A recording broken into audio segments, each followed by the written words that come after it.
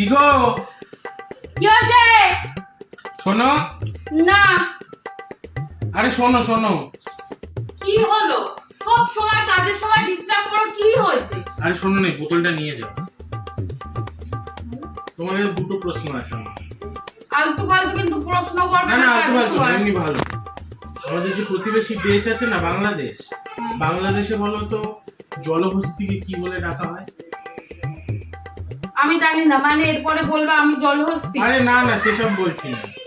জানি না, জলহস্তিকে জলহস্তি বলবে। আচ্ছা, এটার উত্তর তুমি পারলে না, আর একটা প্রশ্ন আছে।